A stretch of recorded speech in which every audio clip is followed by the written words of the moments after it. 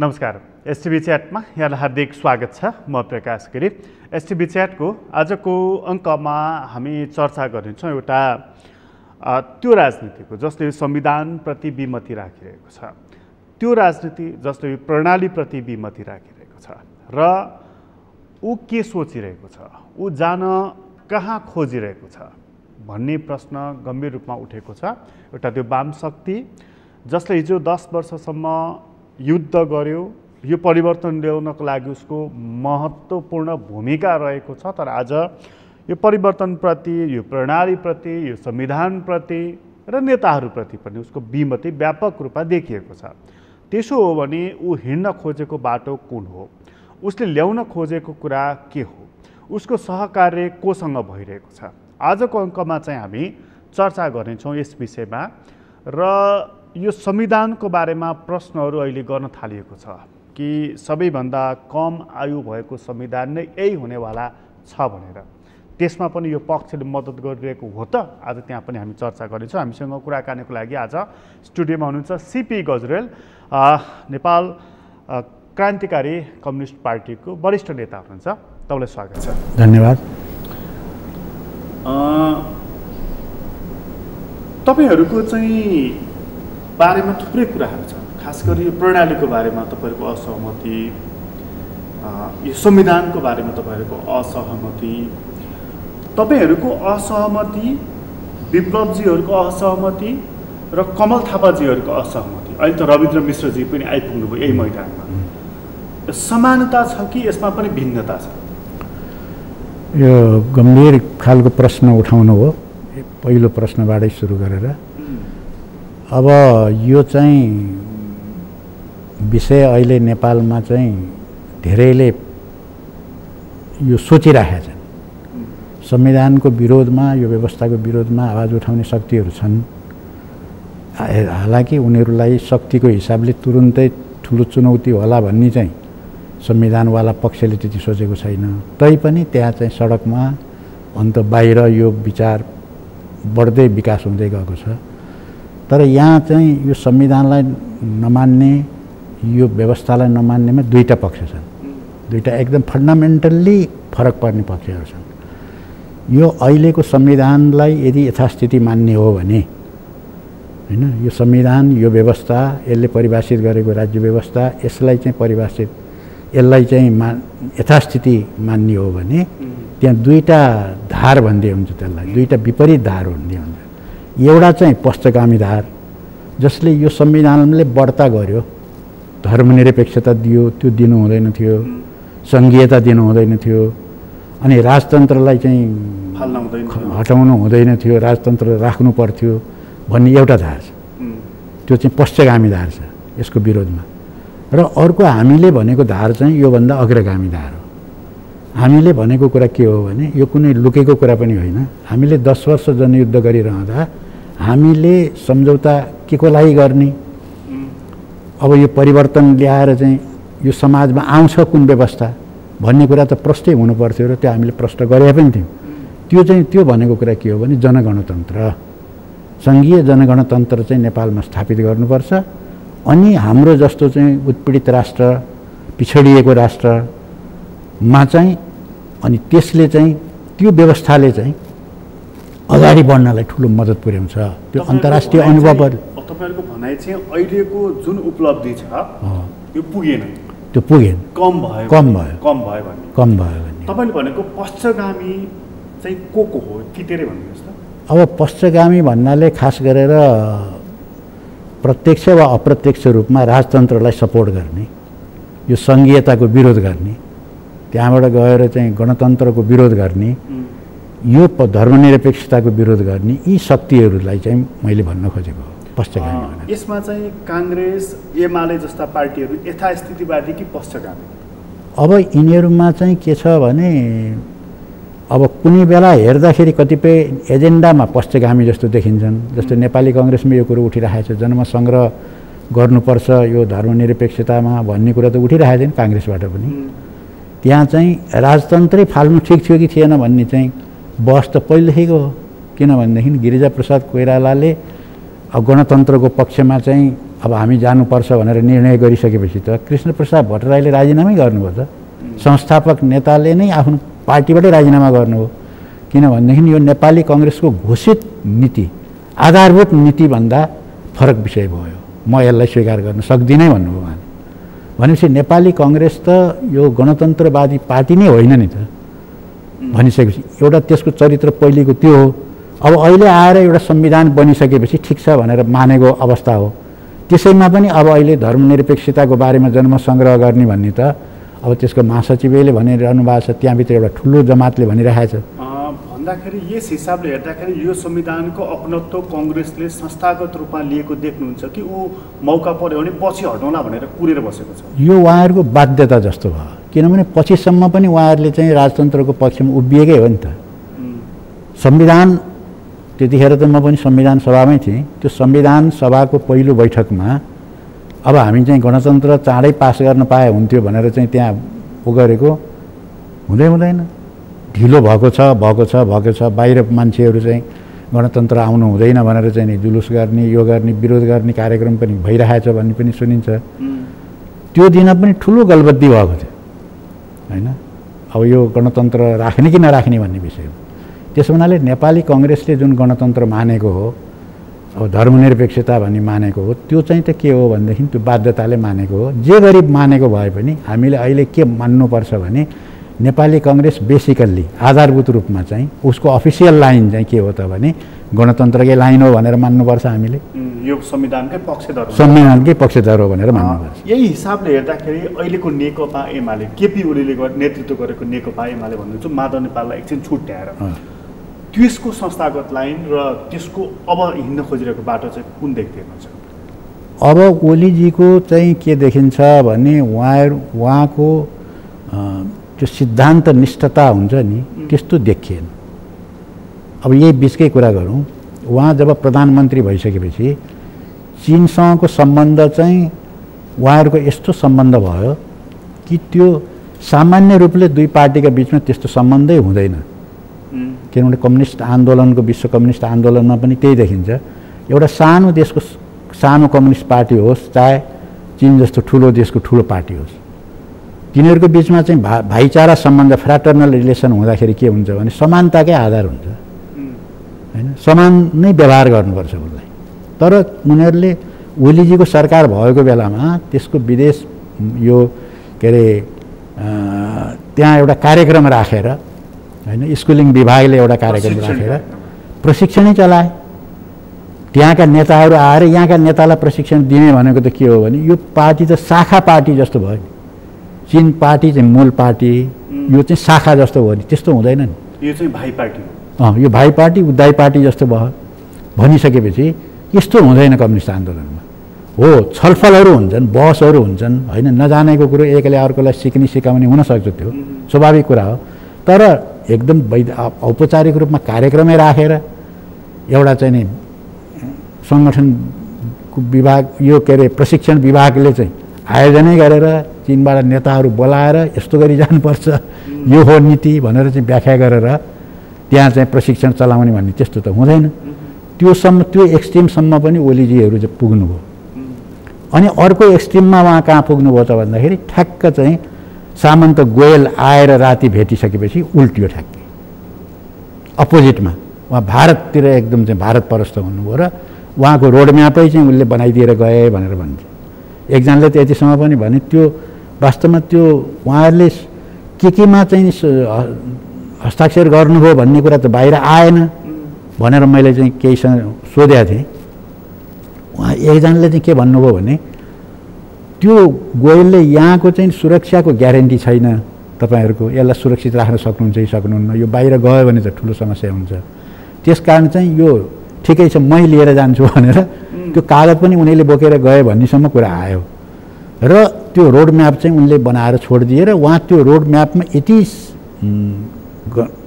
जोरदार रूपले लाग्नुभयो नि, अब त्यो सबै कुराहरू चाहिँ छोडेर जानुभयो। र अब चीनको हुँदाहुँदै चीनलाई कस्तो अप्ठ्यारो पर्यो भने पहिलो रिलेसन त्यसमा एउटा एक्सट्रिममा थियो होइन, अर्कोतिर गएर भारत त्यो चाहिँ नि सम्झौतापछि चाहिँ यति भारत परस्त हुने भइदियो कि अब चाहिँ चीनलाई चाहिँ नि अप्ठ्यारो पर्यो र चिनको चाहिँ नि कूटनीति नेपालको सन्दर्भमा चाहिँ फेल भयो भन्ने चर्चा पनि चल्न थाल्यो होइन। त्यो स्थिति भइसकेपछि ओलीजीको के देखियो भने एक्सट्रिमतिर जाने, कहिले चिनतिर असाध्य चाहिँ नि झुकाव राख्ने, जुनसुकै पोइन्टमा जाँदाखेरि पनि एक्सट्रिम पोइन्टमा पुग्ने। चिनतर्फ जाँदाखेरि पनि तपाईँले भनिहाल्नुभयो स्कुल विभागले प्रशिक्षण चलायो, उहाँ त्यसमा चाहिँ सगौरव उपस्थित हुनुभयो।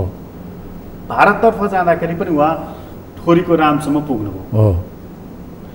त्यो चिनसँगको सम्बन्धमा पातलोपन चिसोपन आएपछि उहाँ जुन भारततर्फ लाग्नुभयो, गोयल प्रकरणलाई तपाईँले जुन भनेको छ, त्यसैको कारणले नै हो यो नेकपा फुटेको? त्यसैको मात्रै कारणले चाहिँ होइन। जस्तो चिनले त्यतिखेर नेकपा भित्रका धेरै विवादहरूमा उसले चाहिँ भूमिका खेल्ने गरेको थियो। जब उनीहरूको आपसको चाहिँ अन्तर्विरोध चर्किँदै गयो, हुन त त्यो सुरुवात भएको त हामी सबैलाई थाहा छ, त्यो पदकै लागि भएको हो, त्यहीँबाट सुरु भयो, त्यसको बीजारोपण त त्यहीँबाटै भयो। अनि त्यो बढ्दै गइसकेपछि जब त्यहाँ अन्तरसङ्घर्ष चर्किन थालेपछि अहिले भएको राजदूतले पनि भूमिका खेलिन् र चाहिँ ओली कहाँ त उनको त बाक्लै भेटघाट हुन्थ्यो त्यो बेलामा, र उनले एउटा सुझाव दिइन् भन्ने हामी सबैले बुझेको त्यही हो। उनले के भनिन् भने अब मैले बुझेसम्म चाहिँ तपाईँले दुईवटा पदमध्ये एउटा छोड्दाखेरि चाहिँ यो समस्या हल हुन्छ, नत्र हल हुँदैन भन्ने देखेँ, त्यस कारणले त्यो चाहिँ छोडिदिनु भए राम्रो हुन्थ्यो भनेर उनले भनेपछि उनी पल्टिए भन्ने छ। ए चिनले त मलाई त चाहिँ नि फुल्ली सपोर्ट त नगरे रहेछ। अब उनलाई चाहिएको चाहिँ दुईटै पद, पार्टीको चाहिँ अध्यक्ष पनि चाहिएको, प्रधानमन्त्री पनि चाहिएको। तपाईँ एउटा छोडेर भने पनि अहिले नेगोसिएट गर्नुहोस्, यो पार्टीको समस्यालाई हल गर्नुको निम्ति चाहिँ यति तपाईँले गरिदिनु भयो भने राम्रो हुन्छ भन्दाखेरि उनलाई चाहिँ त्यो के हो भने त्यसले चाहिँ ठुलो नै सक भयो। त्यहाँ सक भएपछि ए त्यसो भएदेखि मैले जानेको छ भनेर उल्टोतिर चाहिँ अब चाहिँ रहेको प्रमुखलाई भेट्नेसम्म चाहिँ उत्तरबाट उनी एकचोटि दक्षिणमा पल्टाउनु। त्यो त्यस हिसाबले हेर्दाखेरि चाहिँ केपी ओलीले नेतृत्व गरेको नेकपा एमाले आज यथास्थितिवादी, खास गरी यो आन्दोलनको र यो संविधानको रक्षार्थ कुरा गरेको छु, त्यसको सन्दर्भमा यथास्थितिवादी हो कि पश्चगामी हो? त्यहाँ पनि प्रस्तावहरू आउन थालेका छन्, सङ्घीयताको, धर्मनिरपेक्षताको आदि इत्यादि प्रश्नहरूलाई लिएर। अब यो उहाँको चाहिँ झुकाव पश्चगमनतिर छ, उहाँ यथास्थितिभन्दा तल झर्नु भएको छ। हामीले पनि ओलीजीको चाहिँ ओलीजी हट्नुपर्छ भन्ने हाम्रो पनि धारणा थियो, हामीले पनि विरोध सापेक्ष रूपमा चाहिँ जे सम्भव थियो त्यो विरोध हामीले गऱ्यौँ। त्यो किन गऱ्यौँ भनेदेखि ओलीजीले योभन्दा ठुलो प्रतिगमन गर्ने खतरा छ भनेर हामीले विरोध गऱ्यौँ। अहिलेको भन्दा पनि ठुलो प्रतिगमन हुनेवाला छ ओलीजीको नेतृत्वमा भन्ने कुरा त्यो प्रष्टै बुझ्न सकिने गरी चाहिँ त्यो अभिव्यक्त भएको हुनाले अब योभन्दा प्रतिगमन हुन त दिनु भएन। प्रतिगमनको त हामीले विरोध गर्नु पर्यो भनेर हामीले पनि विरोध गरेकै हो। र उहाँ चाहिँ प्रतिगमनको दिशातिर अगाडि बढ्नु भएको थियो र उहाँ आफै पनि यो सङ्घीयताको त उहाँले चाहिँ आफै प्रधानमन्त्री हुँदा त्यो समस्या नहुँदा पनि उहाँले भन्नुभएको थियो। एकचोटि उहाँले उहाँको मुखबाट फुत्किहाल्यो नि त, आइहाल्यो, यो सङ्घीय हो भनेको त शाखा त हो, हाम्रो युनिट त हो। यो युनिटलाई हामीले चाहिँ माथिबाट निर्देशन गर्ने कुरा त भइहाल्छ नि। सो त अब यसको चाहिँ आफैले चाहिँ कहाँ आफ्नो अधिकार खोजेर हुन्छ भन्ने कुरा उहाँले गरिहाल्नु हो। अब अहिलेकै संविधानको स्पिरिट अनुसार पनि थिएन त्यो त। भनेपछि तपाईँहरूको त्यति बेलाको तत्कालीन मूल्याङ्कन विश्लेषण चाहिँ केपी ओली प्रधानमन्त्रीको रूपमा रहिराख्नु भएको भए चाहिँ प्रतिगमनकै बाटोतर्फ उहाँ जानुहुने थियो र यो संविधान र यो उपलब्धि रहने थिएन हो। तपाईँहरूको मूल्याङ्कन हो, हाम्रो मूल्याङ्कन नै त्यही हो। त्यसको एउटा आधार के भन्नु होला, आधार के हो त भने अहिले भारतमा चाहिँ बिजेपीको सरकार छ र बिजेपीकोले यो कुनै लुकेको एजेन्डा होइन त्यो होइन। तिनीहरूको चाहिँ आरएसएसले चाहिँ घोषित रूपमा नै के हो त भने उनीहरू नेपाललाई हिन्दू राज्य बनाउन चाहन्छ, हिन्दू राष्ट्र बनाउन चाहन्छ।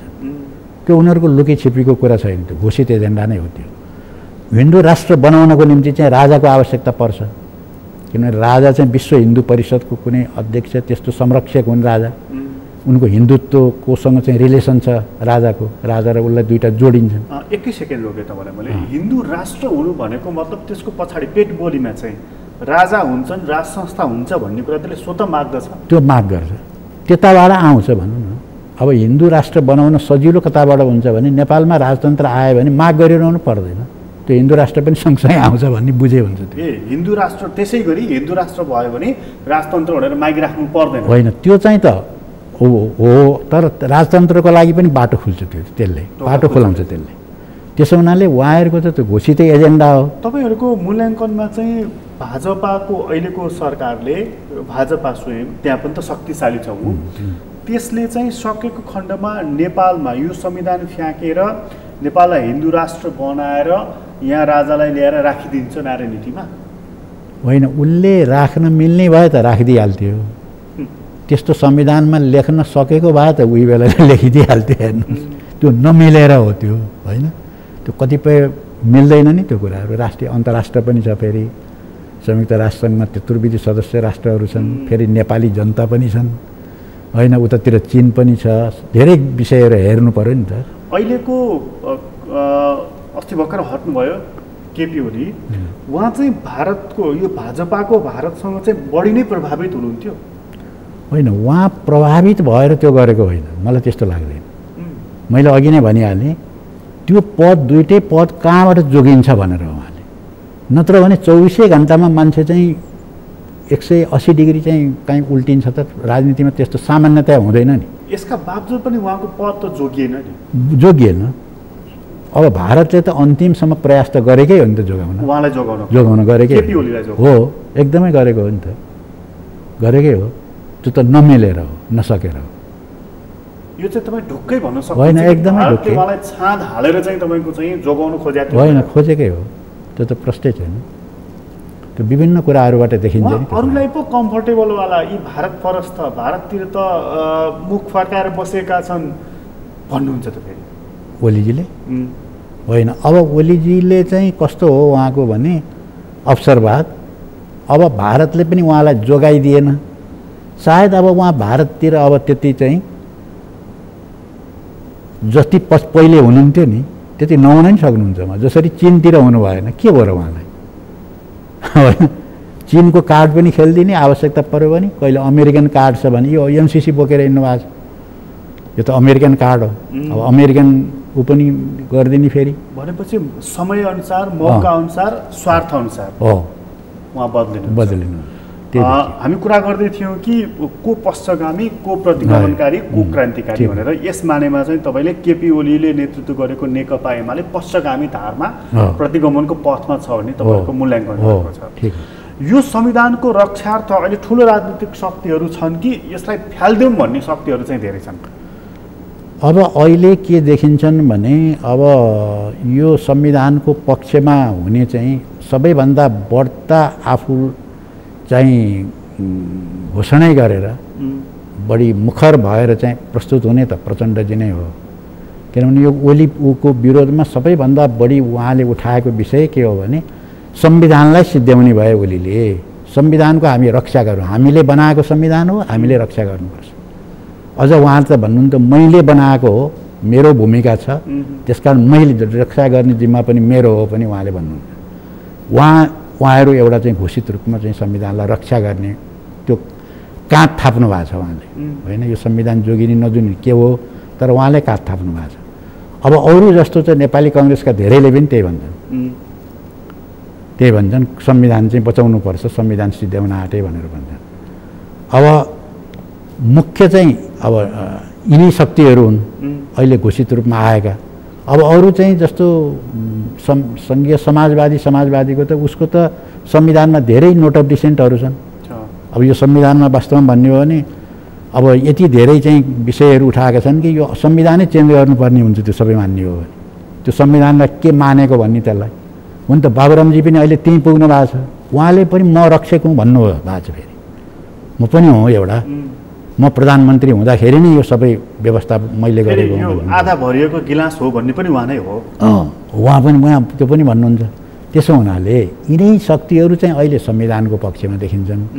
अरू चाहिँ के छन् भने विभाजित छन्। कोही अग्रगामी परिवर्तनको लागि यो संविधान भएन भन्छन्, कोही पश्चगामी परिवर्तनको लागि यो संविधान बाधक हो। संविधानलाई केन्द्रमा राखेर हेर्ने हो भनेदेखि चाहिँ अहिले जुन यो 5 दलीय गठबन्धन भन्नुभएको छ उहाँले, माओवादी केन्द्र, नेपाली कङ्ग्रेस, माधव नेपाल समूह, राष्ट्रिय जनमोर्चा र समाजवादी, यसलाई यसरी हेर्ने हो भने 62-63 को आन्दोलनपछि यो परिवर्तन ल्याउनका लागि मद्दत गरेका, भूमिका खेलेका भनौँ, अथवा यो संविधान जोगिनुपर्छ भनेका शक्तिहरू एकातर्फको यो गठबन्धन यो संविधान गए पनि जाओस् भनेको चाहिँ हिजोको केपी ओलीको गठबन्धन यसरी केताकाट भएको हो।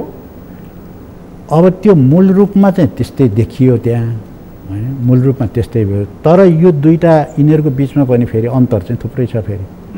जस्तो भन्नु अब राष्ट्रिय जनमोर्चाले सङ्घीयतै मान्दैन।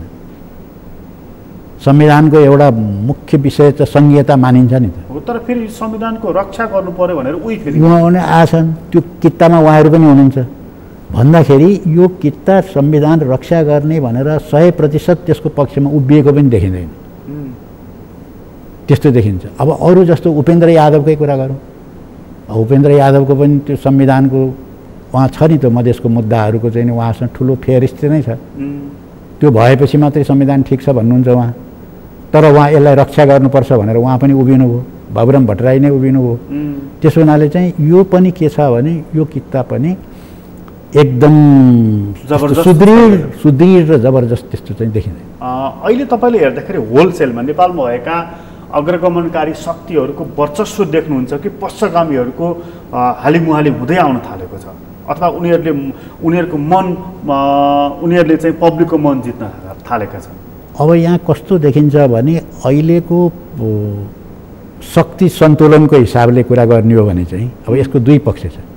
एउटा वैचारिक राजनीतिक पक्ष एउटा छ हैन, त्यो वैचारिक राजनीतिक पक्ष हुने बित्तिकै त्यो चाहिँ शक्तिमै आउनुपर्छ भन्ने पनि छैन फेरि त्यो हैन। वैचारिक राजनीतिक हिसाबले भन्ने हो भने म चाहिँ कस्तो केही समयदेखि मलाई कस्तो लागेको छ भने अग्रगामी नै बढ्दै गएको छ वैचारिक राजनीतिको रूपले। अग्रगामी परिवर्तन नै चाहिने रहेछ कि क्या हो भन्नेमा छ, त्यतातिर जान्छ हैन। अब यो पश्चगामी शक्ति चाहिँ छैन, तर अब उसलाई सपोर्ट गर्ने बाहिरको शक्तिहरूलाई हेर्दाखेरि चाहिँ बाहिर सपोर्ट चाहिँ छ हैन। जस्तो भारतको अहिलेको बिजेपी सरकार, भारत भनेर फेरि सिङ्गै भारत पनि छैन, किनभने त्यहाँ त कङ्ग्रेस आई पनि छ नि, कङ्ग्रेस आई त त्यो पक्षमा छैन फेरि। त्यसो हुनाले अहिलेको सत्तामा भएको पार्टी जुन छ बिजेपीको सरकार छ, त्यहाँ सरकार नै यो पक्षमा छ, अहिले पश्चगमनको पक्षमा छ। अनि त्यसलाई सपोर्ट गर्ने अब राजावादीहरू, अनि त्यहाँबाट अहिले त रविन्द्र मिश्रहरू पनि त्यहाँ जोडिने जस्तो देखिया छ भन्दाखेरि एउटा अलिकति शक्तिको वरिपरि चाहिँ यो पक्ष पनि छ हैन, आफ्नो शक्ति सञ्चय गर्दै गयो जस्तो देखिन्छ। र अहिले तुलनात्मक किसिमले हेर्दाखेरि चाहिँ के भने फेरि शक्तिको हिसाबले, शक्ति सन्तुलनको हिसाबले यथास्थिति नै बलियो छ भन्ने लाग्छ। यो अग्रगमनकारी भनौँ कि यथास्थितिवादी भनौँ कि प्रतिगमनकारी, यसमा चाहिँ फेरि तर्क गर्नुपर्ने हुन्छ। सबै खालका तिनै पक्षहरूले एउटा मुद्दा उठाएको देखिन्छ, जनमत सङ्ग्रहको। पश्चगामीहरूले पनि जनमत सङ्ग्रहको मुद्दा उठाएको देखिन्छ। क्रान्तिकारी नै कोटीमा राखौँ विप्लवजीहरूलाई, जनमत सङ्ग्रहको कुरा लिएर उहाँ त अहिले घरदैलोमा हुनुहुन्छ। हरेक नेताहरूलाई, पार्टीहरूलाई भेटिराख्नु भएको छ। उहाँको पनि मूल मुद्दा अहिले जनमत सङ्ग्रह भइराखेको छ। वैज्ञानिक समाजवादमा गरौँ भनिराख्नुहुन्छ। यो दुवै एङ्गलबाट, कोणबाट हेर्ने हो भनेदेखि त चाहिँ यथास्थितिवादी शक्तिहरूमा पनि अहिले तपाईँ भनिदिनुहुन्थ्यो नि कि धर्मनिरपेक्षताको सन्दर्भमा जनमत सङ्ग्रह गरौँ भन्ने, त्यहाँ पनि त्यो तब्का पनि छँदैन छ भनेको मतलब जनमत सङ्ग्रह चाहिँ अब एउटा पपुलर एजेन्डा बन्दैछ। उद्देश्यहरू सबका फरक फरक खालका छन्। यो कुराले हेर्दाखेरि चाहिँ यो अहिलेको संविधानको आयु कम छ भनेर सङ्केत गर्दैछ यसले। अब जनमत सङ्ग्रहको एजेन्डा पनि कस्तो छ भने अब तपाईँले ठिकै भन्नुभयो, जनमत सङ्ग्रहभित्र दुईटा धार जस्तो देखिन्छ। अब त्यो के हो, अब त्यसको ट्रेनहरू त के भने परिवर्तन हुँदै पनि जान्छन्। दुईटा ट्रेन भनेको एउटा चाहिँ जनमत सङ्ग्रहको सुरुवात कताबाट भएको भनेदेखि नेपाली कङ्ग्रेसले र राप्रपाहरूले खास गरेर यो धर्मनिरपेक्षताबारे, नेपाली कङ्ग्रेसले धर्मनिरपेक्षतामा जनमत सङ्ग्रहको कुरा उठायो। अनि त्यहाँबाट पञ्चहरू, पूर्व पञ्चहरूले, राजावादीहरूले त्यसमा अर्को पनि थपे, राजतन्त्र पनि त्यहाँ राख्नुपर्छ भन्ने कुरा भयो होइन, उनीहरूले ल्याए। भनेपछि यो दुवै पश्चगामी विचारबाट आएको थियो जनमत सङ्ग्रह भन्ने। अब त्यहाँ विप्लवजीहरू पनि त्यहाँ फेरि जनमत सङ्ग्रह भन्न थाल्नुभयो। हालांकि उहाँहरूको जनमत सङ्ग्रह फेरि वैज्ञानिक समाजवाद कि यो दलाल पुँजीवाद भन्नेमा चाहिँ हुनुपर्छ भन्ने छ फेरि उहाँहरूको है, त्यो छ। त्यसो हुँदाखेरि उहाँलाई पनि लगेर त्यहीँ मिसाइदिने स्थिति त होइन। तर मैले एकै सेकेन्ड रोकेँ, मिसाउने स्थिति किन पनि बन्यो भने तपाईँ मलाई एउटा कुरा मद्दत गरिदिनुहोस्। जनमत सङ्ग्रहबाट संसारमा वैज्ञानिक समाजवाद आएको उदाहरण छ? छैन, विश्व इतिहासमा छैन। र त्यो त्यसरी समाजवाद आउँथ्यो भनेदेखि विश्वमा त्यत्र रक्तपातपूर्ण सङ्घर्ष आन्दोलन क्रान्ति हुनै पर्दैन थियो, आवश्यकै थिएन। लेनिनवादै जन्मिने थिएन भन्नुहोस् न, लेनिनवादै जन्मिने। यस हिसाबले त विप्लवजीहरू पनि कुरा चाहिँ अलिक क्रान्तिकारी गर्ने, जनमत सङ्ग्रहबाट वैज्ञानिक समाजवाद भन्ने, त्यो पक्ष हार्यो जनमत सङ्ग्रह हुने आउने त फेरि अहिलेकै यही पुँजीवाद हो भन्दाखेरि त यसलाई स्वीकार्नुको उहाँसँग विकल्प रहँदैन। त उहाँले यो पक्षलाई, यो अहिलेको प्रणालीलाई स्वीकारेर अहिले शान्तिपूर्ण राजनीतिमा आएको जस्तो सङ्केत दिएन यसले? होइन, त्यही भन्छन् त। ओलीले त बारम्बार सदनमै बोले नि त, उनले त मूल प्रवाहमा ल्याएँ मैले भनेर घोषणै गरे नि त। विप्लव पक्षलाई मैले ल्याएँ, उपलब्धिमै गनाएँ नि त उनले। विप्लव पक्षलाई मैले त्यो उहाँको राउतलाई, सिके राउतलाई ल्याएँ, देशमा शान्ति कायम गर्नको निम्ति चाहिँ यस्ता शक्तिहरूलाई मैले ल्याएर मूल प्रवाहमा ल्याएँ, मूलधारमा ल्याएँ भन्दा उहाँहरूले कहिले पनि विरोध गर्नुभएको छैन। होइन, हामी मूलधारमा आएको पनि भन्नुभएको छैन। उहाँहरूको 3 बुँदे सहमति हेर्दा पनि त्यस्तै देखिन्छ। अब चाहिँ सम्पूर्ण समस्याहरूको समाधान चाहिँ वार्ताद्वारा गरिनेछ सरकारसँग भनेर भन्नुभएको छ उहाँहरूले। र त्यहाँ पनि चाहिँ हामी चाहिँ यो उसलाई मानेर आएको भन्ने कुराहरू पनि छ। त्यसकारण त्यो कुरा चाहिँ छ होइन। त्यसकारणले त्यो जनमत सङ्ग्रह चाहिँ नि अब मुद्दा पपुलर बन्दै जाने र त्यो पपुलर मुद्दामा चाहिँ जित पक्षगामीहरूको हुने त्यो सम्भावना कति रहन्छ? त्यो हुने नै त्यही हो, सम्भावना मात्रै होइन। हामीले जन्म सङ्ग्रह प्रायः कस्तो गरी गरिन्छ, 2टा कुरा हुन्छ जन्म सङ्ग्रहमा। एउटा कुरा जन्म सङ्ग्रहमा यदि शासक वर्गले जन्म सङ्ग्रहको घोषणा गर्छ सत्ता पक्षले भने त्यो चाहिँ आन्दोलनको दबावमा गर्छ। आन्दोलन धेरै चर्केर गयो भने त्यसलाई मत्थर बनाउनको निम्ति एउटा जन्म सङ्ग्रह फालिदिन्छ। त्यो भयो भने अब हाम्रो पक्षको जित भइहाल्छ भनेर क्रान्तिकारी पक्ष पनि अलि पछाडि हट्छ होइन। निर्णायक चाहिँ विजय गर्न नसकेपछि यो पनि उपलब्धि हो, यसैबाट लिनुपर्छ भनेर उसले सचेत ढङ्गले पछि हट्ने कुरा भयो। त्यसरी जन्म सङ्ग्रह हुन्छ। नेपालमा 36 सालको जन्म सङ्ग्रह, 37 सालको त्यही हो। त्यो त जनआन्दोलनको उभारमा चाहिँ नि घोषणा गरेको हो नि त राजाले। किन राजतन्त्रकै विरुद्ध नारा लाग्न थालेपछि त दबाब पर्यो भने भइहाल्यो जित भने पनि राजतन्त्रलाई त यसले छुँदैन, खालि व्यवस्था मात्रै चेन्ज हुन्छ भनेर बहुदलीय शासन व्यवस्था कि अनि यो के अरे निर्दलीय व्यवस्था भन्ने चाहिँ सुधारिएको पञ्चायती व्यवस्था भनेर सुधारिएको थपिदिए त्यहाँ भ्रम पार्नलाई। भनेपछि अहिले जनमत सङ्ग्रह गराइदिने हो भनेदेखि पनि वैज्ञानिक समाजवाद त आउनेवाला छैन। फर्केर आउने भनेको चाहिँ कहाँ भने कमल थापाहरूले भनेको हिन्दू राज्यमा तर्फ फर्किन सक्छ। हो, मैले त्यही भन्नु खोजेँ। एउटा पोइन्ट त्यो। दोस्रो पोइन्ट चाहिँ तपाईँले भनेको मैले भन्नु खोजेको थिएँ। दोस्रो पोइन्ट चाहिँ के भन्छ, जन्म सङ्ग्रह कस्तोमा हुन्छ भने उस्तैको बिचमा जन्म सङ्ग्रह एजेन्डा नजिक भएको, टाढा कहाँ हो कहाँको चाहिँ नि दलाल पुँजीवाद अनि कहाँको वैज्ञानिक समाजवाद, त्यस्तोमा जन्म सङ्ग्रह कहिल्यै हुँदैन। खोइ इतिहासमा त्यस्तो देखिँदैन। नजिकै विषयमा हुन्छ। जस्तो अब उसमै भयो नि त, ब्रिटेनमै भयो, युकेमा भयो नि त, चुनाव भयो, युरोपियन युनियनमा बस्ने कि नबस्ने भन्नेमा जन्म सङ्ग्रह भयो। त्यस्तोमा बस्ने कि नबस्ने, बसे पनि नबसे पनि धेरै ठुलो कुरा होइन त्यो। तर त्यसमा चाहिँ जनतामा चाहिँ कन्फ्युजन भयो, विभाजित भयो भने बरु एउटै मतमा जाउँ हामी। वैज्ञानिक समाजवाद चाहिँ जन्म सङ्ग्रहबाट आउँदैन भन्ने कुरामा त विप्लवजीहरू पनि त यति राजनीति गरिसक्नुभयो, अब त पक्कै बुझ्नुभयो होला नि त। तै पनि यो मुद्दालाई किन प्रमुख मुद्दा भनेर उहाँ बोकिराख्नु भएको छ? खोइ अब त्यो चाहिँ क्लियरली बुझ्न सकेको छैन उहाँहरूले किन यो कुरो राख्नु भएको छ। किनभने उहाँहरूको मात्रै जन्म सङ्ग्रह भइदिएको भएदेखि त अब ट्याक्टिकल्ली यो चाहिँ यो यस विषयमा चाहिँ अलिकति चाहिँ पुँजीवाद र समाजवादको बिचको बहस चलोस् भनेर राखेको अथवा त्यस्तो पनि केही हुन सक्थ्यो। तर चाहिँ उहाँहरूभन्दा अगाडि जन्म सङ्ग्रह अरूले ल्याइसकेको छ। जन्म सङ्ग्रहको कुरा त नेपाली काङ्ग्रेसले अघि मैले भनिहालेँ धर्मनिरपेक्षताको विषयमा ल्याएको हो। उनीहरूले त्यसमा राजतन्त्र पनि थपे, कमल थापाहरूले भनेपछि त अब उहाँ त पछि आउनुभएको सामेल जन्म सङ्ग्रहमा। अब उहाँहरू त्यो बाटो किन जानुभयो भन्ने चाहिँ त्यो चाहिँ क्लियर भएको छैन। त्यति भनेपछि उहाँले उठाएर यो खास गरी पोलिटिकली त्यति म्याच्योर्ड कुरा चाहिँ गरिराखेको तपाईँलाई लागिरहेको छैन। अब उहाँहरूलाई त अब के भन्ने र अब त्यसमा को म्याच्योर्ड को अनम्याच्योर्ड भन्ने पनि कुरा आउला होइन, त्यो उहाँहरूले निर्णय गर्ने कुरा हो होइन। तर यो चाहिँ विश्व इतिहासमा नभएको चाहिँ विडम्बना जस्तो क्या, विडम्बनाको जस्तो कुराहरू आइरहेको छ। अब तर उहाँहरू लागिराख्नु भएको छ, उहाँहरूले केही देखेरै लाग्नु भयो होला। फेरि तपाईँहरूले हेर्दाखेरि चाहिँ विप्लवजीहरू सुधारिएको त सुधारिएको, कति सुधारिएको अवस्थामा आइपुग्नु भएको छ? केपी ओलीको कुरा तपाईँले गरिहाल्नुभयो कि हामीले उहाँलाई यो व्यवस्थामा मनाएर फकाएर ल्यायौँ भनेर उहाँले त संसदमै भाषण गर्नुभएको छ, यो कुरा त भइ नै हाल्यो। तपाईँहरूले हेर्दाखेरि चाहिँ उहाँ कति सुध्रिएर कति सुधारिएर यो सहमतिमा आउनुभयो भन्ने लागिरहेको छ? अब उहाँहरूले बारम्बार पब्लिकली पनि त्यही भन्नुभएको छ, सरकारले हामीलाई विश्वास गर्नु पर्यो, हामी चाहिँ त्यो सम्झौताप्रति इमान्दार छौँ। उहाँहरूले भनेको कुरा यही हो, हामीप्रति चाहिँ इमान्दार छौँ, सरकार भइदिएन भन्ने छ उहाँहरू।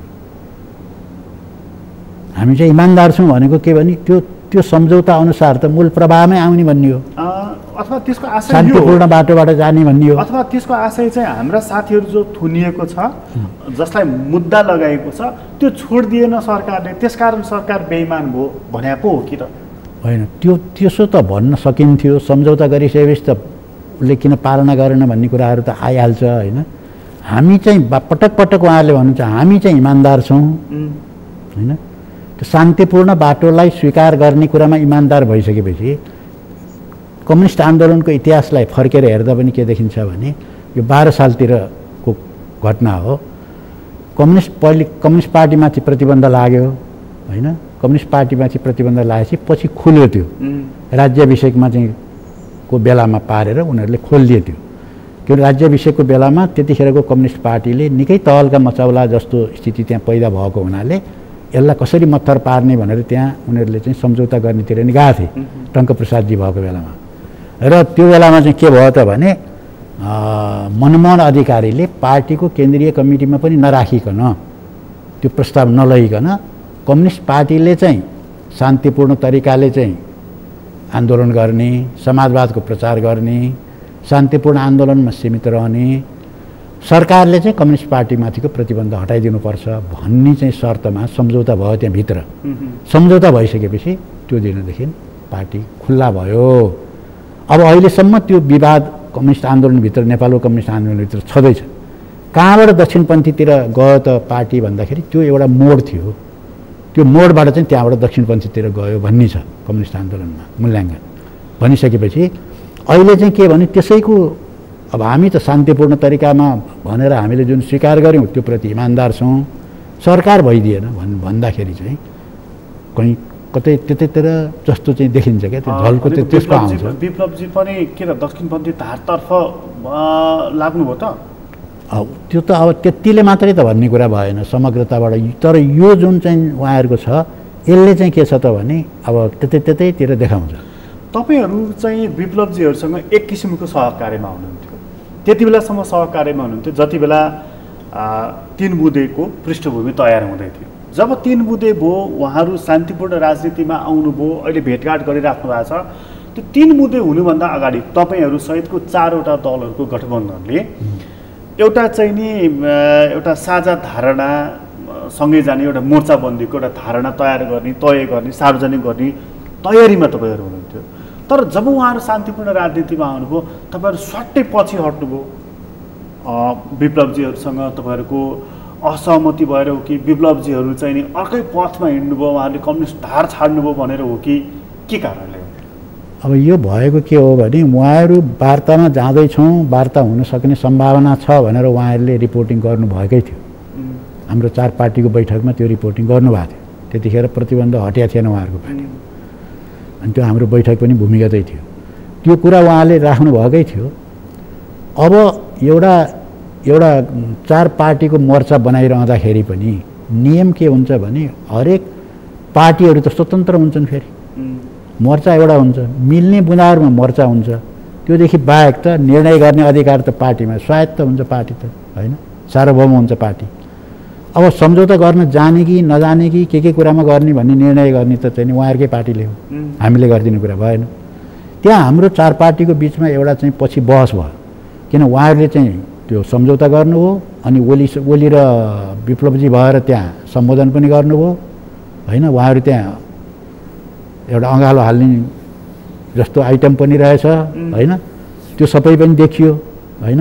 त्यसपछि चाहिँ हाम्रो 4 पार्टीको बिचमा चाहिँ अलिकति छलफल के भयो भने यो त हामीले स्वामित्व लिएदेखि लिनु पर्थ्यो 4 पार्टीले र हामी पनि त्यहाँ बोल्न नबोले पनि 4 पार्टीका नेताहरूले नबोले पनि त्यहाँ उपस्थिति भइदिएको भए राम्रो हुन्थ्यो, किन अरू 3 पार्टीलाई त बोलाइएन।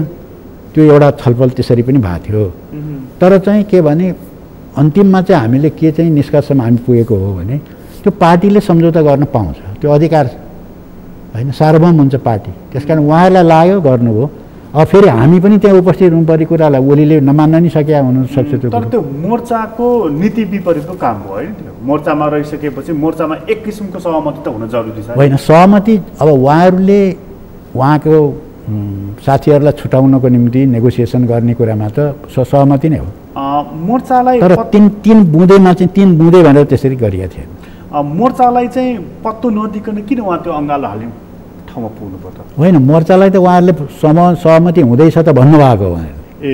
मैले भनिहालेँ त्यो चाहिँ भन्नुभएको हो।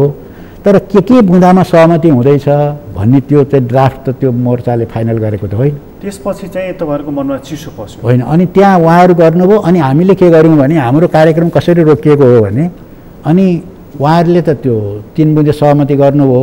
गरिसकेपछि चाहिँ अब त्यो विषयमा त प्रश्न उठेपछि त उहाँले जवाफ दिनुपर्छ। त्यस हुनाले तपाईँहरूको कार्यक्रम गर्नुहुन्छ होला, तपाईँहरू पक्का पनि ठाउँ ठाउँमा कार्यक्रम गरेर प्रश्न गर्नु पऱ्यो नि त, यो हो है सम्झौता भनेर। त्यस कारण त्यो तपाईँहरू नै गर्नुहोस्।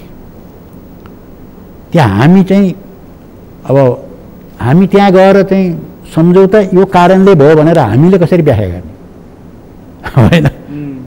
जसले गरेको छ उसलाई त्यसको मर्म थाहा हुन्छ होइन, त्यसको पृष्ठभूमि थाहा हुन्छ, किन आवश्यकता महसुस गर्यो त्यो पार्टीले। त्यो तपाईँहरूको चाहिँ कुरा भएको हुनाले तपाईँहरूले त्यो गर्नुहोस्। पहिले 1 राउन्ड तपाईँहरू त्यो गरिसक्नुहोस्, त्यसपछि संयुक्त कार्यक्रम गरौँला भनेर हामीले सल्लैले त्यो कुरा गरेको र आजसम्म पनि त्यही स्थिति छ होइन। त्योभन्दा पछि त उहाँहरूको चाहिँ कार्यक्रम अलिअलि गर्नुभयो क्या अरे, त्यसपछि त फेरि संयुक्त वक्तव्य दिने ओर्ने कुरा अस्ति संयुक्त वक्तव्य एउटा जारी गर्नुभयो तपाईँले, खास गरी दार्चुलाको केसमा जयसिंह धामी जो तुइन चढेर पार गर्दै थिए, भारतीय सुरक्षा बलले त्यो तुइन काटिदिएपछि उनी बेपत्ता भएका छन्। त्यहाँनिर चाहिँ तपाईँहरूले एउटा वक्तव्य संयुक्त जारी गर्नुभएको छ। त्यो वक्तव्य चाहिँ कर बलले जारी गर्नुभएको संयुक्त कि यो चाहिँ नि कसरी जारी गर्नुभएको थियो? होइन, त्यो त हाम्रो चाहिँ के हो भने त्यो पार्टीगत रूपले पनि जारी गर्न सक्नुहुन्थ्यो, त्यो चाहिँ संयुक्त किन जारी गर्नुभयो? होइन, पार्टीमा नि गऱ्यौँ नि त। जस्तो देशभक्त जनगणतान्त्रिक मोर्चाले छुट्टै गरेको छ त्यो वक्तव्य, त्योभन्दा अगाडि नै आएको छ त्यो वक्तव्य। संयुक्तको चाहिँ अर्थ के हो? संयुक्त चाहिँ के भनेदेखि अब त्यहाँ त मिल्न जस्तो 23-22 दलहरूको पनि हिजो आएको थियो वक्तव्य, त्यो टेलिभिजनमा पनि मैले देखेको थिएँ। त्यो 22 दलले पनि गर्यो। संयुक्त गर्दाखेरि के भने अझ त्यो अलिकति फोर्सफुल हुन्छ। त्यो फोर्सफुल भारतको लागि कि हाम्रो सरकारको लागि? होइन, यो मूलत हामीले त यो अहिले त हामीले त नेपाल सरकारलाई नै दबाब दिनु पर्यो। तपाईँहरूलाई नेपाल सरकारले त्यसमा लिनुपर्ने आवश्यक तदारुकता अप्नाएको छैन भन्ने लाग्छ? छैन भन्ने लागेको छ। तर हिजै मात्र सरकारले कमिटी गठन गरेको छ एउटा गृह मन्त्रालयले, योभन्दा बढ्ता के गर्ने? होइन, त्यो कमिटी गठन गरिदिने, त्यहाँका चाहिँ नि अधिकृतहरू राखेर कमिटी गठन गर्ने, छानबिन गर्ने भन्ने कुरा त अब त्यो छानबिनको चाहिँ के लाग्छ भने त्यो छानबिनको आवश्यकतै छैन। औपचारिकता पुरा गर्न त गर्नु पर्ला होइन। होइन, प्रत्यक्षदर्शीहरूले को बयानै आइरहेछ, हामीले देखेको। त्यहाँ जसले तुइन चलाउँथे हो, त्यसमा के त हाम्रो सरकारले खुट्टा कमायो? खुट्टा कमाएको प्रश्नै छ नि। यसलाई के जरुरी छ कि खुट्टा कमाउनलाई? होइन, अब त त्यहाँ त उसले भारतले त इन्कार गर्यो नि त। भारतको चाहिँ पिथौरागढको चाहिँ त्यहाँको जिल्ला अधिकारीले पत्रै लेखेर यहाँको सिडिओलाई पत्रै के थमाइदियो भने यो यसमा कुनै हात छैन, उनीहरूको भूमिकै छैन होइन। त्यसमा चाहिँ किन जोडिएर यो प्रचार भइरहेको छ, हामीलाई अनौठो लागेको छ, यसमा भूमिका छैन भनेपछि त हाम्रो तर्फबाट नि गल्ती भएछ, त्यसलाई कारवाही गर्नु पर्यो भन्नेमा त छैन नि त भारत। यो केही पनि भएको छैन भनेपछि त झन् जटिल भएन त। अब त्यसो हुनाले अब नेपाल सरकार यो ठुलो टेस्ट छ शेरबहादुर देउवाको लागि। यो उनले के गर्छन् भन्ने कुराको भारत यो चाहिँ किनभनेदेखि त्यो जसले तुइन चलाउने त्यसको चाहिँ नि ओनरले उनले पनि भनिसकेका छन् यसरी यसरी गए मान्छेहरू यसो सम्पूर्ण त्यसको सबै दिइसकेका छन्। यो प्रधानमन्त्री शेरबहादुर देउवाको लागि एउटा टेस्ट केस हो यो? हो, टेस्ट केस हो यो। तर सडकमा उत्ताउलिएर नारा लगाएर चाहिँ जिन्दाबाद मुर्दाबाद भने जस्तो त हुँदैन नि त फेरि होइन? प्रधानमन्त्रीको कुर्सीमा आसीन भएर बोल्दाखेरिको कुरा होइन। प्रधानमन्त्रीले अहिले बोलिहाल्नुपर्छ भन्ने कुरा भएन, उहाँले मिलाएर बोल्नु पर्यो होइन। परराष्ट्र मन्त्रीले त गएर त्यहाँ बहस छलफल गर्नु पर्यो, यो रहेछ तपाईँहरूले किन यस्तो बयान दिनुभयो, फ्याक्ट यो रहेछ, अब यसलाई के सजाय दिने हो, यो त ठुलो ज्यादती हो नि त हामी प्रति। भनेपछि यो सरकारले खुट्टा दह्रो गरेर बोल्यो भनेदेखि यो जनताको पक्षमा रहेछ भनेर पुष्टि हुन्छ यो घटनामा चाहिँ। बोलेन भने चाहिँ होइन, बोलेन, त्यसलाई ढाकछोप गर्न थाल्यो जसरी आइरहेछ नि, ढाकछोप गर्ने जस्तो अब हामी गरिरहेका छौँ। अहिले त्यस्तो उत्तेजना आउने खालका वक्तव्य कसैले नदेओस् यताउति भन्ने आइरहेछ नि सरकारको तर्फबाट, सिडिओले पनि त्यही दिइरहेछ। त्यस कारण त्यो होइन त, जनताहरूले त चाहिँ प्रष्ट भएको कुरा त्यति आततायी घटना हो नि त त्यो। मान्छेलाई त्यसरी हत्या गरेर तुइन चुडाएर चाहिँ पानीमा डुबाइदिने भनेको सामान्य कुरा हो र त्यो। तर त्यो हाम्रो दायित्व हो नि कि हाम्रो ठाउँसम्म आइपुग्ने ठाउँमा त्यस्तो जोखिमपूर्ण तुइनहरू हामी किन राख्छौँ? त्यसलाई हटाउन सक्दैनौँ? त्यसको ठाउँमा पक्की पुल नभए झोलुङ्गे पुल यी चिजहरू गर्नु हाम्रो कमजोरी हो नि त। होइन, त्यो त अर्को पक्ष भयो, त्यो पक्ष पनि हो। तर अहिले त्यो पुल बनाउन सकिएन, त्यसकारण उसले मार्यो भन्ने कुरा त होइन नि त्यो। त्यसको लागि त्यो क्षम्य हुँदैन। पुल भएन, उसले त्यो जिम्मेवार भएन सरकार, त्यो अर्कै पाटो भयो त्यो। तर त्यो कारणले गर्दा यो घटना नि त्यो अपराध चाहिँ क्षम्य त हुने कुरा भएन। भनेपछि यसमा यो घटनामा भारतले माफी माग्नु पर्यो? होइन, त्यो अब के गर्नुपर्छ, माफी माग्नु पर्यो, अपराधी को हो त्यसलाई सजाय उसैले उतैतिर गर्नु पर्यो, त्यो हामीलाई प्रमाणित हुनु पर्यो, हामीलाई जानकारी हुनु पर्यो। किनभने हामीले माग गर्दा उसलाई नै पक्रेर बुझाइदेऊ हामी यहाँ कारवाही गर्छु त भनिएको छैन। सक्छ जस्तो लाग्छ तपाईँलाई यो 5 दलीय गठबन्धन? यो पनि कस्तो ओखरको पाङ्ग्रा भएको चाहिँ रथ जस्तो छ यो फेरि गठबन्धन पनि। अघि तपाईँले एजेन्डागतमै भनिहाल्नुभयो, एउटाको एउटा छ, अर्काको अर्को छ। आज 19-20 दिनसम्म मन्त्री परिषद समेत गठन गर्न सकिया छैन त सक्छ त्यसरी अड्डिएर बोल्नको लागि यसले? होइन, न्यूनतम कुरा त बोल्नु पर्यो नि सरकारमा बसेपछि त। सरकारमा बसेपछि त सरकारको जिम्मेवारी त निभाउनु पर्यो नि। यस्ता घटना संसारमा धेरै ठाउँमा घट्छन् होइन, त्यसको समाधान त गरिन्छ नि त। जसले गल्ती गरेको त्यसले स्वीकार्छ, त्यो त गर्नु पर्यो। यो कुरा त तपाईँले भनेको कुरामा त विमति रहेन कि राज्यले जनताको जीवधनको रक्षा गर्नु पर्यो, उसको प्राथमिक दायित्व हो। त्यति पनि गर्न सकेन भने त के सरकार भयो? त्यो प्रश्न त छँदै नै छ। तर यो गठबन्धन चाहिँ कसो चलेको ढङ्ग चाहिँ तपाईँलाई कतिको चित्त बुझिराखेको छ अथवा मन परिरहेको छ? अब गठबन्धनको अब यहाँ अब यो भर्खर यो सुरु भएको छ होइन। त्यो यो शेरबहादुरजी प्रधानमन्त्री हुने बित्तिकै चाहिँ सामाजिक सञ्जालहरूमा सर्वत्र उहाँले विगत 4 पल्ट प्रधानमन्त्री हुँदाखेरि गरेकालाई सम्झना पनि सबै मान्छेले गरेकै थिए। खराब कामहरूको त्यही पो हुने हो कि भन्ने आशंका त्यतिखेर भएको थियो। अब उहाँले अलिअलि गरेर चाहिँ अब एउटा त उहाँले चाहिँ स्वास्थ्य राज्य मन्त्रीलाई नियुक्ति गर्दाखेरि चाहिँ लौ त्यही रहेछ भन्ने चाहिँ झस्को त्यहाँ उहाँले दिनुभयो। फेरि त्यसको पनि विरोध भयो, स्वयं नेपाली कङ्ग्रेसभित्रैबाट विरोध भयो। अब त्यहाँबाट अरूहरूले पनि अभियन्ताहरूले पनि विरोध गरे। अब भनेपछि अब फेरि अहिले यो टेस्ट केस अर्को आयो उहाँको अगाडि। अब यसमा पनि उहाँको टेस्ट हुनेवाला छ। त्यसकारण चाहिँ अब यो गठबन्धनको भविष्य के हो भन्ने कुरा त यो गठबन्धनकै क्रियाकलापबाट निर्धारण हुने कुरा हो। अघिल्लो सरकार भन्दा यो अलिकति भिन्न पाउनु भएको छ कि अघिल्लो सरकारकै नाप नक्सा र बाटोमा हिँड्न थालेको छ? अब यो चाहिँ अब एउटा कुरा त के भने हामीले अहिले तत्काल ठुलो विरोधै गरेर यो सरकारलाई सबै कुरो ओलीले गरेको पनि उसैलाई थुपारिदिनु चाहिँ न्यायसङ्गत पनि हुँदैन भनेर हामीले त्यो कुरो नगरेको हो। ओलीजी गइसकेपछि देउवाजी आएपछि त अनि देउवाले जिम्मेवारी लिएपछिका कुरा त देउवा नै जिम्मेवार हुनुपर्छ नि, अनि ओली जिम्मेवार त हुँदैन नि। त्यसो हुनाले हामीले त्यो हिसाब गरेका छौँ होइन। त्यसकारण यो चाहिँ टेस्ट केस नै हो। राष्ट्रिय स्वाधीनताको मामलामा नेपाली जनताको जीवधनको सुरक्षाको ग्यारेन्टी गर्ने त्यसको चाहिँ सरकारले त्यसको दायित्व लिने विषयमा यो एउटा महत्त्वपूर्ण केस हो। सबैभन्दा बढी परख गरेर ध्यानपूर्वक यो मुद्दामा चाहिँ यो सरकारले के गर्छ भनेर तपाईँले ध्यानपूर्वक हेरेको मुद्दा चाहिँ कुन हो? अहिले होइन, अहिले त यहाँ जल्दा बल्दा समस्या त धेरै छन् होइन, राष्ट्रिय स्वाधीनताका मुद्दाहरू छन्, थुप्रै छन्। अब एमसिसीकै कुरा छ होइन, अब यो नक्सामा चाहिँ त्यो चाहिँ संसदले पारित गरेको नक्सा अहिले पनि सार्वजनिक गरेका छैन, किताब छाप्न दिएको छैन, त्यो किताब प्रकाशित भएको छैन। त्यो नक्सामा प्राप्त चाहिँ जमिन हाम्रो नेपालको अधीनमा हुनु पर्यो, त्यो कदमै चालिएको छैन। ती सबै पेन्डिङ भएका विषय सरकारको जिम्मेवारीभित्र पर्छन् नि होइन। हामीले ल अब तपाईँहरूको काम भयो, ल योमा यसो गर्नु पर्यो भनिरहेको एउटा नक्साको विषयमा पनि तपाईँले ध्यानपूर्वक हेर्नुहुनेछ र एमसिसीको सन्दर्भमा पनि ध्यानपूर्वक हेर्नुहुनेछ यो सरकारलाई कि यो सरकार र यो गठबन्धनलाई नै भनौँ। अब यो खोपकै विषयमा छ, बेरोजगारीकै विषयमा छ होइन, अब थुप्रै विषयहरू छन्, यी सबै विषयमा हेर्नुहुनेछ। तर यो त छोटो आयु लिएर आएको सरकार हो नि यो त होइन। त्यो त के भने कुन समयभित्र कुन कुरा गर्न सकिन्छ भन्ने त हामी पनि त त्यो जान्दछौँ नि। यसको प्राथमिकता त्यस मानेमा तपाईँले शब्द बडा किफायती ढङ्गले प्रयोग गर्नुभएको छ, कुन समयमा के मकसद लिएर आएको सरकार हो। यसको प्राथमिक दायित्व त अहिले कोभिडसँग लड्ने र त्यसमा जित्ने र चुनाव गराउने, यसको त लगभग त्यति हो नि दायित्व होइन। त्यो त मेजर कुरा भयो त्यो होइन। तर अब यहाँभित्र आउने, अब त्यसो भएदेखि यो तुइनवाला काण्डमा चाहिँ एउटा नेपालीको ज्यान गयो, त्यो हेर्ने कि नहेर्ने त?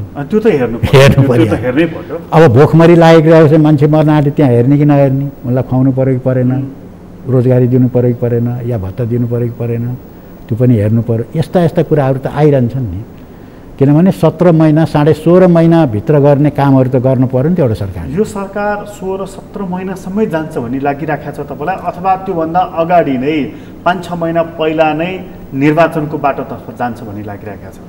अब त्यो चाहिँ के भने सामान्यतया उसले अहिले त त्यो अवस्था नआइसकेको हुनाले सामान्यतया सरकारको हिसाब गर्दाखेरि त अब 16.5 महिनाकै हिसाब गर्नु पऱ्यो नि।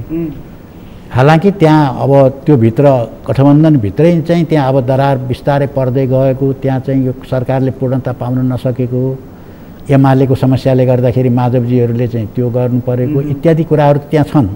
त्यो त अब लामै छलफलको विषय हुने भयो। अब ती सबै अहिले नै प्रकट भइ नसकेका हुनाले कमसेकम 16.5 महिनाभित्र गर्नुपर्ने कामको त योजना बनाउनु पर्यो नि त्यो सरकारले त। अहिलेलाई मानौँ पूर्ण अवधि संसद चलेरै निर्वाचन हुन्छ भनेर मानियो भनेदेखि अबको करिब 16-17 महिनाको बिचमा निर्वाचन हुनेछ। त्यो निर्वाचनमा तपाईँहरू भाग लिनु चाहिँ लिनुहुन्न, तयारी के छ तपाईँहरू? अब निर्वाचनको बारेमा चाहिँ हाम्रो कुरा के हो भने निर्वाचनलाई यो निर्वाचनबाट यो व्यवस्था, हाम्रो त व्यवस्थाको विकल्प खोज्ने हो। यो व्यवस्था नै हुँदैन, व्यवस्थै ठिक छैन भन्ने हो हाम्रो। अनि यो हामी चाहिँ गएर त्यहाँ राम्रो गर्न सक्ने भए व्यवस्था ठिक छैन भन्ने थिएनौँ हामीले। राम्रो हो व्यवस्था, हामी त्यहाँ पुग्न पाएन मात्रै भन्ने हुन्थ्यो। यो व्यवस्थै बेठिक हो र यो बेठिक भएको कुरा प्रमाणित हुँदै जाँदैछ। ओलीले एउटा नकारात्मक रूपले के राम्रो गरिदिए भने यो व्यवस्थालाई एक्सपोज गरिदिए, यो व्यवस्था ठिक रहन्छ भन्ने कुरा चाहिँ एक्सपोज गरिदिए। अब देउबाजीले पनि त्यही बाटो पक्रिँदै जानु भएको छ कि 1, 2, 3, 4 यसो गरी हुँदै जाँदैछ जस्तो देखिन्छ। त्यसले जनतालाई चाहिँ प्रश्न पनि हुँदै जान्छ, यो व्यवस्था चाहिँ नहुने रहेछ, जो गए पनि उस्तै भएपछि त व्यवस्था ठिक रहन्छ होइन। जस्तो अब एउटा उदाहरण नि, अब माटोमा चाहिँ त्यो फर्मेटबाट चाहिँ नि एउटा देउताको मूर्ति पनि बन्छ माटोको, अर्को राक्षसको नि बन्छ। फर्मेट एउटै छ भने त अब राक्षसको फर्मेट छ भने चाहिँ अब देउता खोजेर कहाँ पाइन्छ? सम्भव भएन त्यो कुरा। अब त्यो माटोको रङ जस्तो भएर रातो रङ हालिदियो भने रातो राक्षस निक्लिन्छ। भनेपछि जनमत सङ्ग्रहबाट वैज्ञानिक समाजवाद ल्याउँ भन्नुहुन्छ विप्लवजीहरू, तपाईँहरू जनगणतन्त्रमा जाउँ भन्नुहुन्छ। जसरी वैज्ञानिक समाजवाद जनमत सङ्ग्रहबाट अहिले तत्काल सम्भव देखिन्न, त्यसै गरी जनगणतन्त्र पनि त सम्भव देखिन्न हो। त्यसको निम्ति चाहिँ अब हाम्रो पार्टीभित्र बहस छलफल भइरहेछ। त्योभन्दा पहिलेको एउटा स्टेप पनि चाहियो। त्योभन्दा पहिलेको स्टेप चाहिँ अहिलेको यही स्टेप हुन सक्दैन? कुन? अहिलेकै यही संसदीय पद्धति, यो संविधान, यो गणतन्त्र, यो धर्मनिरपेक्षता, यो सङ्घीयता, यो समावेशी समाज, यसको त विकल्प खोज्नु परिहाल्यो यसको त विकल्प आजैदेखि खोज्नु पऱ्यो, पहिलेदेखि नै खोज्नु पऱ्यो भनिराखेकै छौँ हामीले। त्यस कारण यसको त विकल्प खोजिहाल्नु पऱ्यो। जनगणतन्त्रभन्दा अगाडिको बिसौनी तपाईँहरूको लागि यो हुन सक्दैन? यो होइन, यसको त विकल्प खोज्ने भइहाल्यो नि। त्यसको विकल्पमा अर्को एउटा बिसौनी खोज्न चाहिँ हामी कोसिस गरिरहेछौँ। त्यो कति परको हुनेछ? त्यो अब योसँग सजिलो जनगणतन्त्र जतिको टाढाको हुँदैन, बिचको चाहियो हामीलाई। के हो त त्यो? हो, त्यस चाहिँ हामी अहिले पार्टीभित्र छलफल गरिरहेछौँ। केन्द्रीय कमिटीको बैठकले त्यो कुरा निर्धारित गर्छ। अब यो कुन व्यवस्था कसरी ल्याउने त्यो भन्ने त्यो हाम्रो एउटा चाहिँ। हजुर, यसको अर्थ चाहिँ तपाईँहरू चुनावमा भाग चाहिँ लिनुहुन्न? होइन, चुनाव चाहिँ हाम्रो लागि के हो भने त्यसैको निम्ति चाहिँ फाइदाजनक हुन्छ चुनाव भने भाग लिने हो। त्यसैको निम्ति त्यो त्यहाँ गएर राम्रो तयारी गर्न सकिन्छ। अहिले चाहिँ अरू कुनै विकल्पमा काम गर्न सकिँदैन भनेदेखि जाने हो चुनावमा। यदि सकिन्छ भनेदेखि त अब किन चुनावतिर अल्मलिरहने, त्यही व्यवस्थातिर जाने कुरा हुन्छ। त्यस कारण त्यो चाहिँ स्थिति अहिले क्लियर भएको छैन। 16 महिना अगाडि नै अहिले हामीले के अहिले 16 महिनापछि के हुन्छ भनेर त अहिले हामी भन्न सक्दैनौँ। त्यस कारण त्यो चुनावको विषय त 2-3 महिना अगाडि निर्णय गरे भइहाल्छ। हामीलाई त्यो ठुलो कुरै भयो। त्यस कारण अहिले नै हामीले त्यो विषयमा निर्णय गर्न आवश्यक पनि छैन र त्यो अव्यावहारिक पनि हुन्छ हाम्रो लागि। भनेपछि चुनावतर्फ सोचिराख्नु भएको छैन? अहिले सोचेको छैन। चुनावतर्फ छैन, तर जनगणतन्त्रभन्दा अगाडिको नै कोही स्टेप चाहिँ के हो भन्ने कुरा पनि तपाईँले उत्तर पाइसक्नु भएको छ? अहिले हामीमा छलफल चलिरहेछ, हामी सोच बनाइरहेछौँ। केन्द्रीय कमिटीले चाहिँ चाँडै नै निर्णय गर्छ। त्यो तपाईँहरूको मात्रै सोच अनुसार चल्छ कि त्यसमा पनि मोर्चाको एउटा साझा धारणा ल्याउनु? होइन, मोर्चामा त पहिले त हामीले नै निर्णय गर्नु पऱ्यो। एउटा पार्टीले त एउटा सार्वभौम पार्टीले त आफैले निर्णय गर्नु पऱ्यो, त्यसपछि हामी छलफल त गरिहाल्छौँ। त्योभन्दा अगाडि एउटा बृहत कम्युनिस्ट एकताको धारणा ल्याउनुहुन्छ? अहिले त्यस्तो बृहत कम्युनिस्ट एकताको सम्भावना हामीले देखिरहेको छैन। प्रचण्डजीहरू सहित क्या? होइन, त्यो त सम्भवै छैन, किनभने उहाँलाई हामीले कम्युनिस्ट पार्टी पनि भनेका छैनौँ। हामीले अहिले चाहिँ गर्न खोजेको कुरा के हो त भने पार्टी त एउटै बनाउनेतिर हामी नजाउँ भन्छु म। हामी चाहिँ त्यसै भन्छौँ, किन पार्टी एकता गर्ने बित्तिकै रातो पिरोको कुरा आइहाल्छ। त्यो रातो पिरो भइहालिन्छ, किन त्यो गरिरहने? बरु जुन जुन इस्युमा मिल्छ मिलेर जाउँ न भन्ने हाम्रो त्यो हो। कार्यगत एकता गर्दै जाउँ। त्यो गऱ्यो भने रातो पिरो नि हुनु परेन। हामीले एकअर्कालाई चिनिराखेकै छौँ, भइहाल्यो। कार्यगत एकता गरौँ। जस्तो अब यो अहिले इस्यु आयो, संयुक्त वक्तव्य दिउँ, भोलि जुलुसै गर्नु पर्ला। एकता गरेर फेरि किन ठगिनु, फेरि किन गाली गर्नु, किन गरिरहनु? त्योभन्दा बरु सके कार्यगत एकता गरौँ। आफ्नो पार्टी छँदैछ, नभए छँदैछ। हो, बृहत कम्युनिस्ट एकता भन्ने चाहिँ अब चाहिँ एउटा के भनौँ त्यसलाई, एउटा सपना, सुन्दर सपना जस्तो मात्रै हो। त्यो मात्रै, त्यो कल्पना मात्रै, परिकल्पना मात्रै, त्यतातर्फ नलागु भन्नुहुन्छ। तपाईँलाई धेरै धन्यवाद। हस्, धन्यवाद। आदरणीय दर्शकबिन, तपाईँलाई पनि धन्यवाद। आज हामीले कुराकानी गऱ्यौँ सीपी गजरेलसँग। उहाँसँगको कुराकानीहरूलाई यति नै। एसटिभी च्याटबाट म प्रकाश गिरीलाई बिदा दिनुहोस्। सगरमाथा टेलिभिजन हेर्दै गर्नुहोला। नमस्कार।